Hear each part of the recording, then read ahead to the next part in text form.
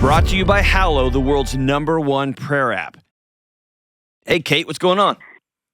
Hi, I'm so excited to talk to you. I'm a big fan. Thanks for having me on the show. Of course. I'm a fan of you, Kate. What's up? Okay.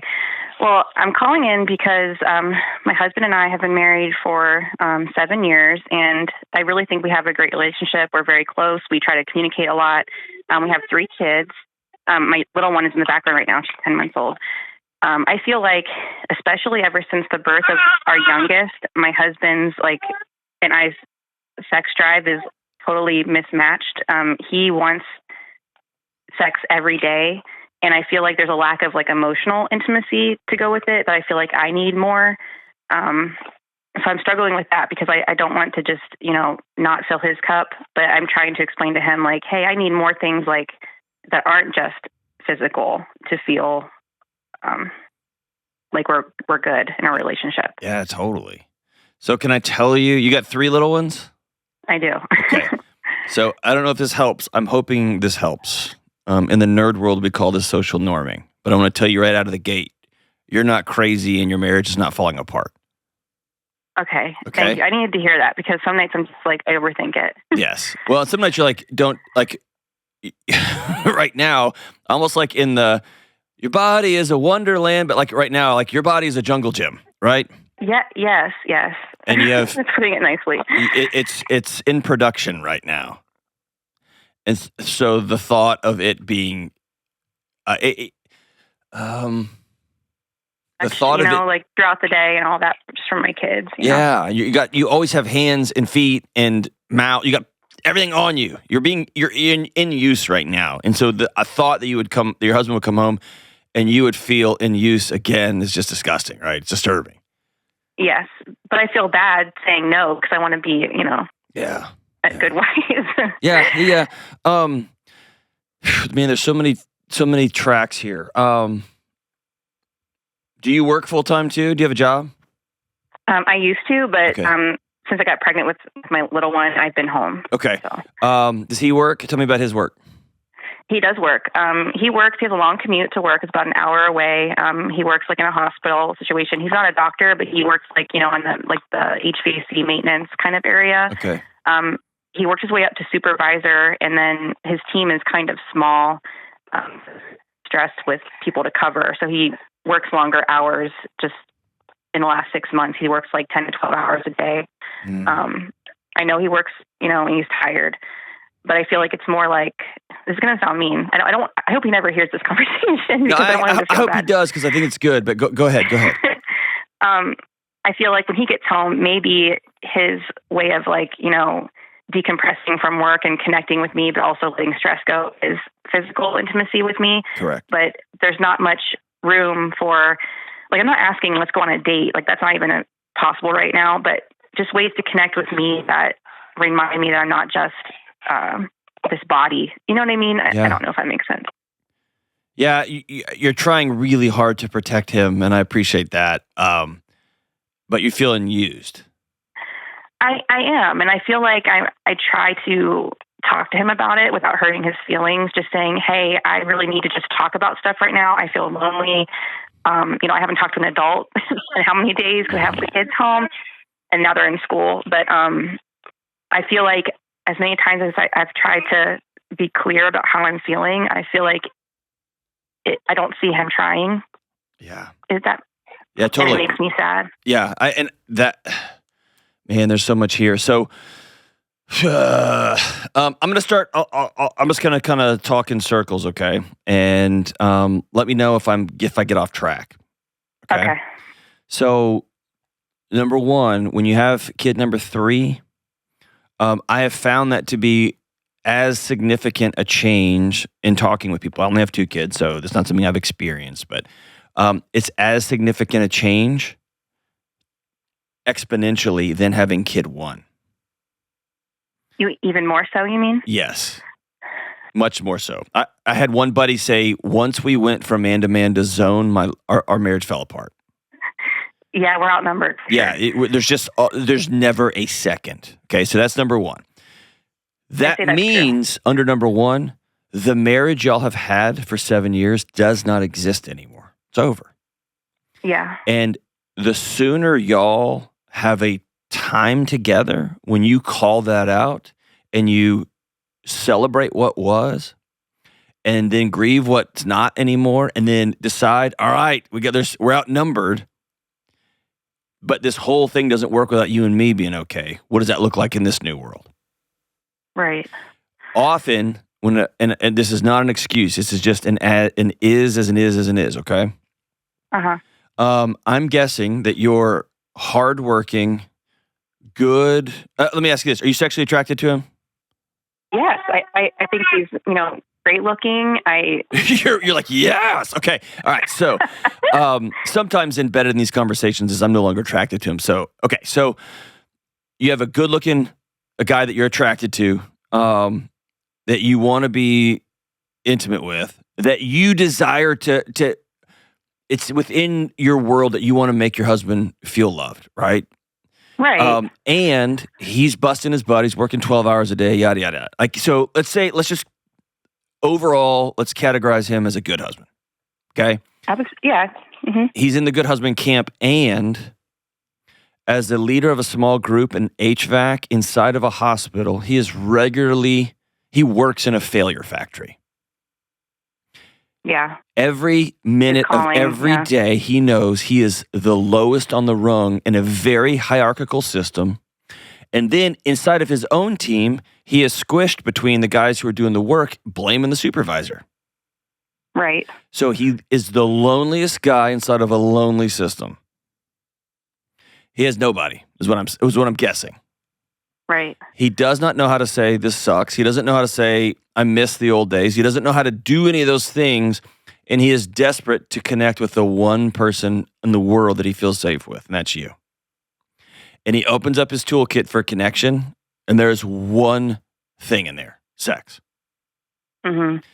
I don't know how to talk. I don't know how to walk. I don't know how to listen. There's kids everywhere. My house is exploded. My wife is sad sometimes and happy sometimes and super excited sometimes. And my wife's really, really lonely. I don't know how to do with any of that, but I know I can quiet the demons with sex.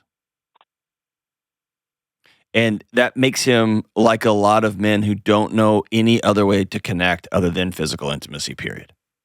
Okay? Doesn't make it right. I'm just saying it is. On the other side, how old are your kids again? You have a 10-month-old and? 10-month-old, a 5-year-old, and a almost 7-year-old.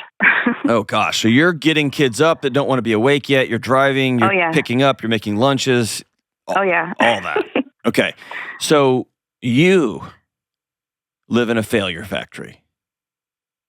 You never, quote unquote, feel good enough. You never are, quote unquote, doing it all right. And when you are doing it right, you scroll on Instagram and someone's telling you you're doing it wrong. And your mom calls and goes, why are you doing this? And like, there's always a thing. And you are lonelier than all lonely get out, right? Right. So we've got these two lonely people. We got two people starving for oxygen. And he knows how to get it this way, and you know how to get it your way. So here's my non-romantic, non-Hollywood, not popular question, okay? Okay. Have you sat down and told him the things that you've told me? I have, in like a nice way. Okay, we got to be past that. He can't hear it. Okay. And so that's where I love the here's what usually happens. I need connection. Hey, I just need you to like sit down and talk with me. That's like saying, hey, you got to order at this restaurant in Italian. It's like, I don't know how to speak Italian. Like, I know how to, that guy, here's what it is. You know, when a guy, and usually it's just some goofball American, and I don't want to be overly whatever, but it usually is. And somebody starts talking to them in another language. They just talk English really slow and really loud. Yes. That's him right now. Okay. You're like, oh, I just want to connect. And he goes, let's have sex, right? That's all I got. That's all I got. Yeah. But on the other side, you are touched out. You're feeled out. You're missing your professional identity. You're trying to do this mom identity because you even asked for it, but it feels not as what you thought it was going to feel. All those things. And you're saying, can we just talk? And he can't hear that either. Yeah. Right? I'm laughing because I don't want to cry, basically, because I'm just...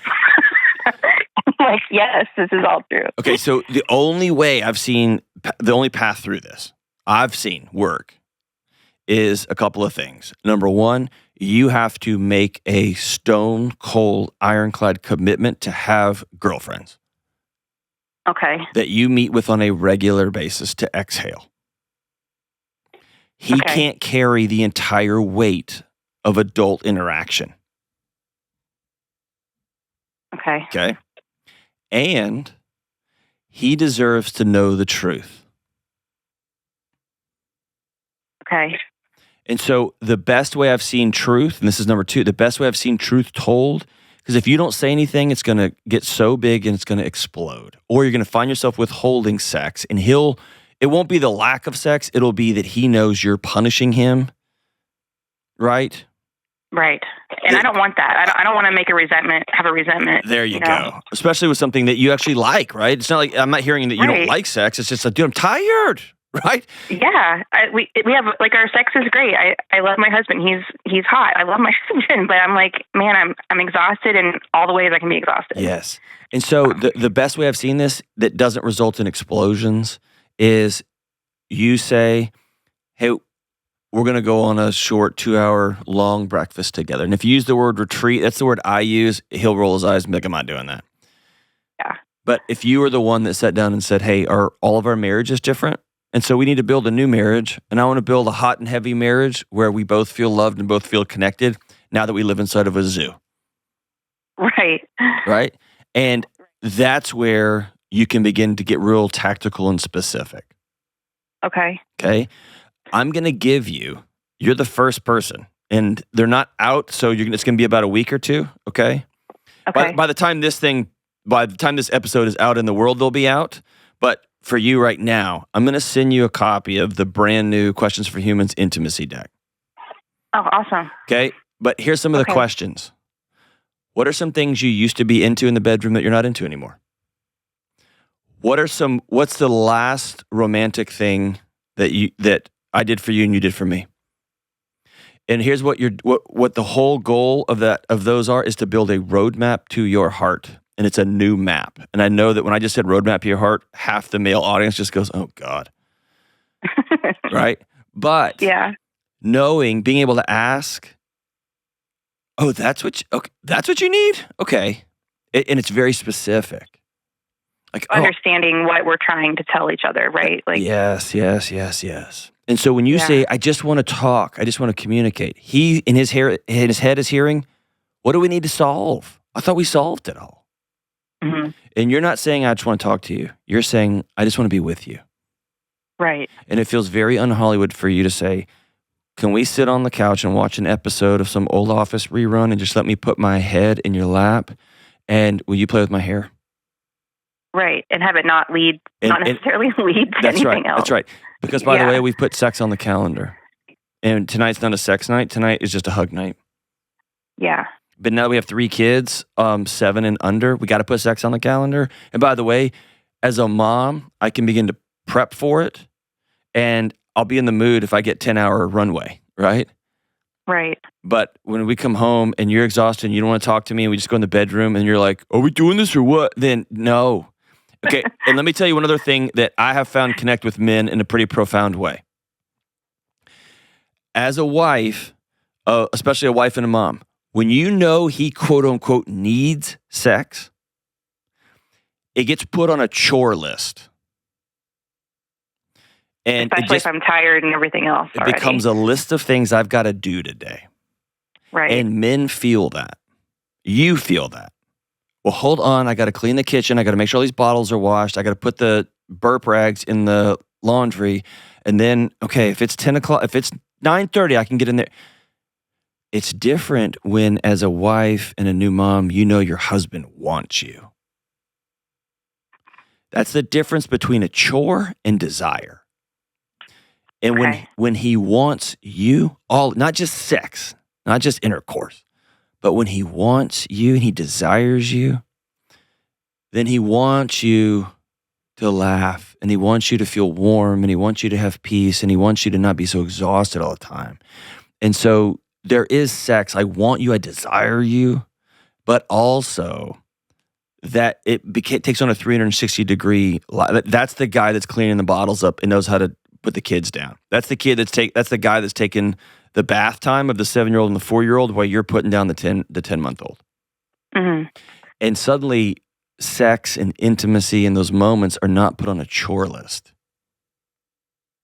Do you get the difference between need and want? Yes. Mm-hmm. And I haven't met a woman yet who doesn't want to feel deeply desired. I haven't met that person.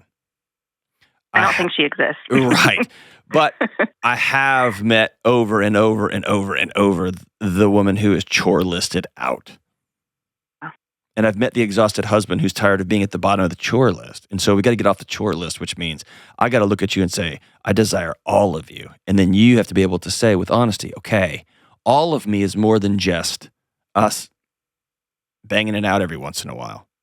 Right. It's also us just laughing. Right.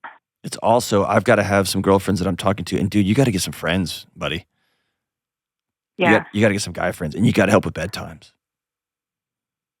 And. You got to get real tactical. Does that make sense? Yeah. Yes. Mm-hmm. So last thing I'm going to tell you. Secrets will destroy your marriage. Whew. He can feel that you're not all right with him. And the only way he has to bridge that gap is more sex. Right. Right? And so y'all coming up with a language that makes it okay for y'all to tell each other. And that's why like people roll their eyes until they practice that, how can I love you today? Mm-hmm. Just say, hey, can we start doing this at the beginning of every day? I feel like I'm losing my life and I feel like I'm losing you and you're the most important thing to me. I'm going to start asking you, how can I love you today? And we're going to ask each other this. And then we're going to be very tactical. And if he'll ask you, you have to be able to say, I need you to take bedtime tonight. Okay. Is that cool? I can do that. I need there to be no phone in your hand when you walk in the front door. Mm-hmm. And he might say, how can I love you today? Sex. Yeah. Then here, I want you to challenge him. I want you to say specifically what kind, how, what do you want me to wear? And let's get him thinking about you and not just the act of getting off. Yeah. You know what I'm saying? That's the biggest part for me that makes me feel disconnected from him because right. I need to know it's more than that. Yeah. And by the way, I don't know any guy who wants to have disconnected sex. I know guys who don't know how to connect and they'll take what they can get. Mm-hmm. But nobody wants... Everybody, it's always better when it's engaged, when both people are engaged, right? Right. And so let's just loop back. We're going to start this whole thing over. Hang on the line. We're going to get your address and we'll mail these cards out. When I don't even have them in the shop, but they'll be here in the next week or so. And we'll get them mailed out to you. You'll be the first person out in the world that has them. But in the meantime, I want you to tell them we're going to do a long breakfast this week. And that means you, by the way, are going to have to disconnect from that 10-month-old and get a babysitter. And I want you to... I don't know, get a big sheet of paper and say, this is cheesy, I know, just go with me on this. And I'll be like, oh gosh, here we go. Our marriage as we knew it is over. We get to build what comes next. And I want to build a hot and heavy marriage. I want to build a connected marriage. And I want to build a marriage that's not run by children. And that means you and I get to decide what this thing looks like. And just the same as he has people working for him that have never worked on this kind of air conditioner, neither of y'all have ever had a marriage with 3 young kids. So y'all get to figure it out as you go. It's going to be awesome. We got to come up with how we tell each other hard things, how we hear hard things, how we switch from, I need this to, oh man, I want you. How do we get there? Here's what must be true. What are the ons and offs? You're amazing, Kate. Y'all are right. Y'all are not crazy. You're right in a normal spot. And y'all get to choose what happens next. Download the Hallow app today and get 3 free months at hallow.com/Delony.